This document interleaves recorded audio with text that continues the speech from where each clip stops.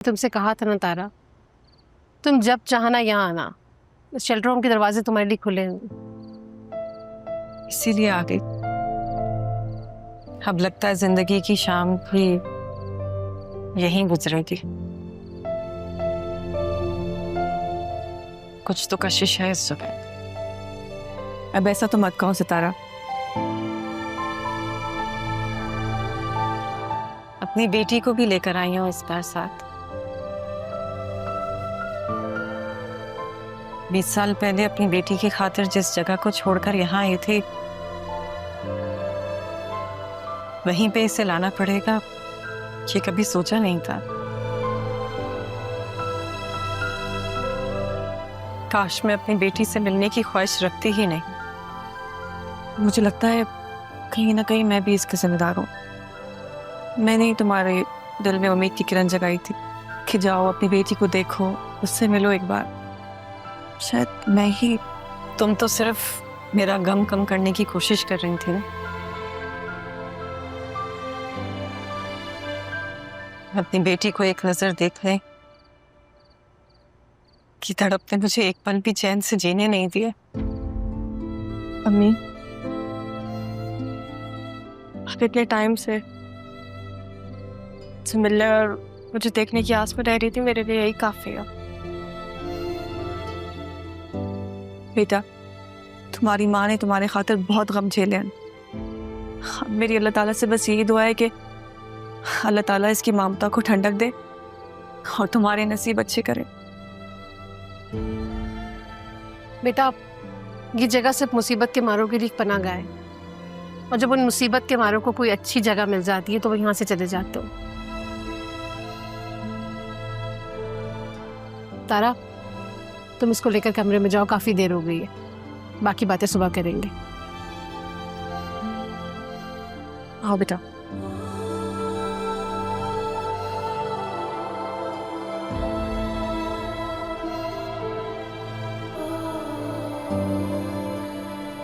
लगता नहीं कि तारा की बेटी को ज्यादा अरसे यहाँ रह पाएगी। खुदा इसकी ममता को ठंडक दे।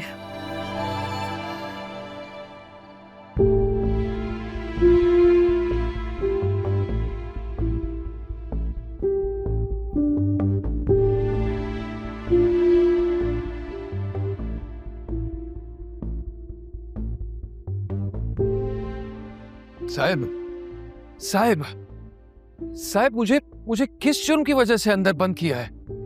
भाई, अगवा का केस है। रात को बताया था। भूलने की बीमारी है क्या? चल, ऐसे जुदा बुला रहे, बाहर आ जा। देखते हैं कितना दम है तुझमें। क्या मतलब? आ जाए, चलें। हाँ भाई, किधर मारकर लाश गायब कर दी तूने? सीधा सीधा बता दे मुझे। लाश? कैसी लाश? अरे वही जिसे तुम अपनी बीवी और बेटी कह रहे हो, जो तुम्हारे घर में थी और अब नहीं। कहाँ गई वो दोनों? सर नहीं सर, गलतफहमी हो रही है सर। मुझे कुछ नहीं मालूम सर, मैं खुद बहुत परेशान हूँ। जानते हो तुम पर कितने संगीन इल्जामात हैं? सर मेरा यकीन कीजिए, मुझे फंसाया जा रहा है। ओह अच्छा, तो तुम्हें फंसाया जा रहा है और तूने कुछ भी नहीं किया। अरे इतने दिन तक तो तू उस घर की रेकी करता रहा ना, और वो भी तुम्हारे साथ थी। और फिर तुम उनको अपने साथ घर भी तो लेकर गए थे ना, तो कहां गई वहां से? सर सर शायद वो मेरी बीवी ने गुस्से में कुछ कह दिया। तुम्हारी बीवी को गुस्सा आ गया और वो नाराज होकर चली गई, और फिर तुम उसे मना कर ले आए और जान से मार दिया, लाश ठिकाने लगा दी। नहीं सर, आप गलत समझ रहे हैं सर। मेरी बीवी तो वैसे ही 20 साल बाद मुझे मिली है। वो मेरी दूसरी बीवी नहीं चाहती है कि मेरी पहली बीवी यहां रहे। शाबाश, दो बीवियां।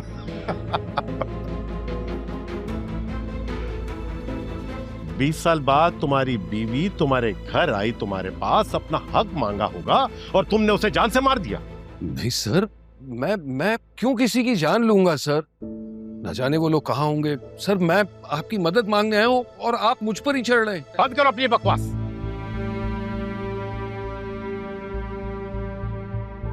तुम किसी को जानते हो तो उसके वॉलेट चेक करो।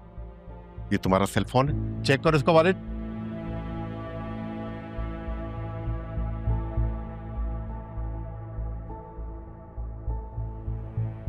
सर ये कार्ड है।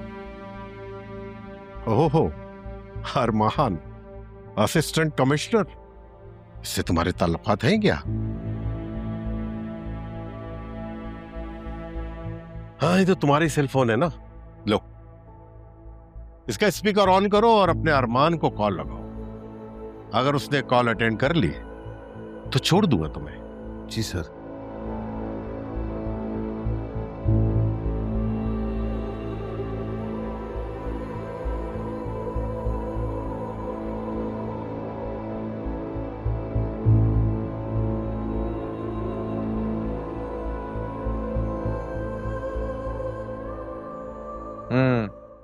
फाइल्स मैंने एनालाइज कर ली हैं। मज़ीद अगर डिटेल्स हैं तो वो मुझे भेज देना। सही है। अच्छा लिसन, फ़ोन आ रहा है मुझे। कल शाम की मीटिंग स्केड्यूल करो, ठीक है? I will call you back.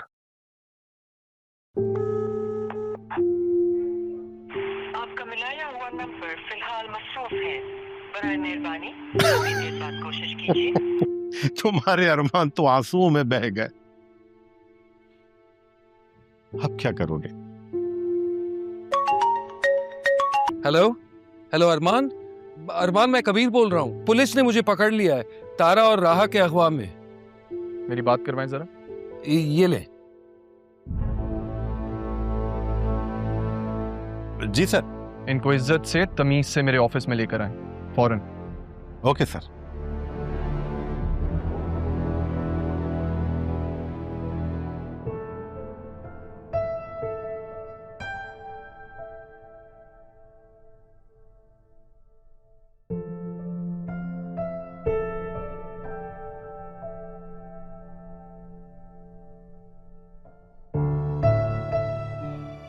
ये